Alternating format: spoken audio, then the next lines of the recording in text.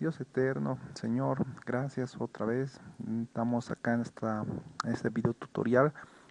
Guíanos, Señor, en la continuación del tema de las ordenanzas que tú estipulaste para que cumpliera tu iglesia. En el nombre de Jesús, amén. Continuación de la lección número 7 de la segunda parte, las ordenanzas de la iglesia.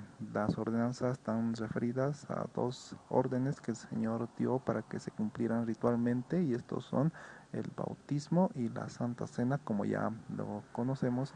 En cuanto a la naturaleza del bautismo y el sujeto del bautismo, la naturaleza tiene que ver con la idea de lo que es el bautismo, y la idea del bautismo, bueno, la definición de bautismo es un rito ordenado por Jesucristo a su iglesia, mediante el cual se expresa simbólicamente nuestra regeneración espiritual que nos une por la fe al Señor. Entonces acá tenemos el bautismo como un rito establecido por el Señor Jesucristo, que expresa una realidad espiritual que sucedió al interior del creyente en Cristo. Su institución, la institución del bautismo tuvo sus antecedentes dentro del judaísmo. Dentro del judaísmo se administraba el bautismo para sus prosélitos antes de participar de la Pascua. Luego igual tuvo su antecedente, como nosotros lo conocemos, en el tiempo de Juan el Bautista, cuando él estaba bautizando, y posteriormente el Señor Jesucristo quiso que ese rito del bautismo sea de obligación universal y perpetua para su iglesia. Tenemos la fórmula del bautismo, la fórmula de administración. La fórmula es en el nombre del Padre, en el nombre del Hijo, en el nombre del Espíritu Santo. Esta fórmula se refiere a la relación que se establece entre el Padre con el creyente, el Hijo con el creyente y el Espíritu Santo con el creyente.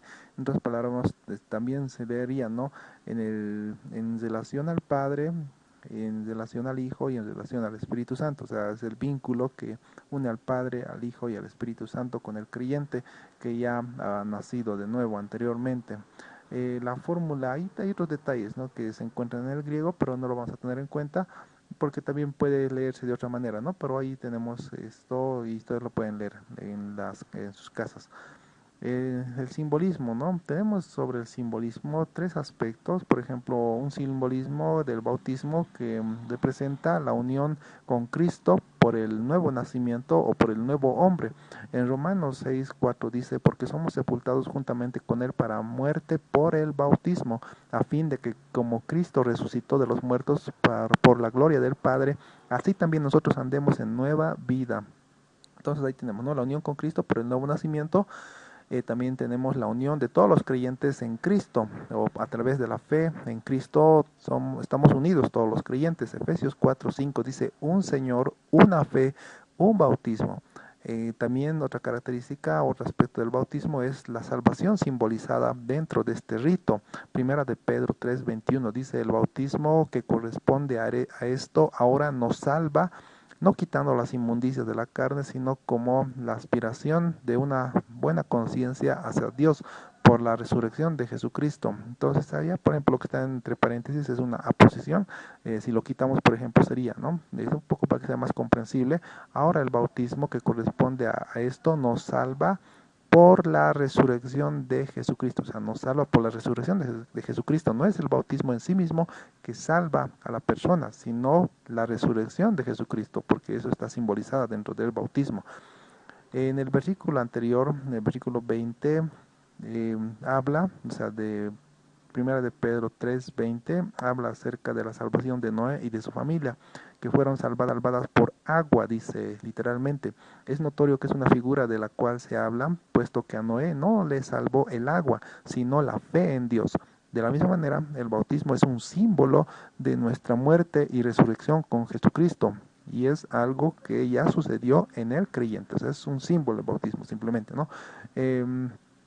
Finalmente, el bautismo es la entrada en la iglesia local.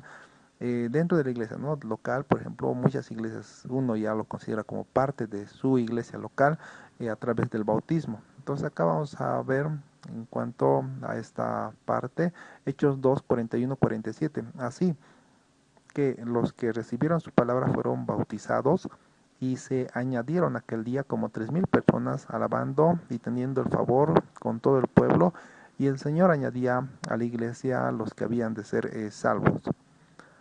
El bautismo, el sujeto del bautismo. ¿Quiénes son los sujetos del bautismo? ¿O quiénes deben ser los sujetos del bautismo?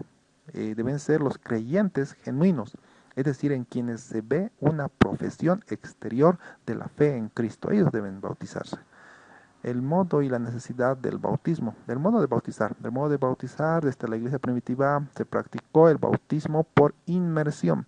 El bautismo por infusión o aspersión fue el resultado de dos causas: ante el bautismo de los niños o bebés para precautelar su salud, y dos, el bautismo en el lecho de muerte, llamado bautismo clínico. Ahí tenemos el origen de ese bautismo, ¿no? Por aspersión o por infusión.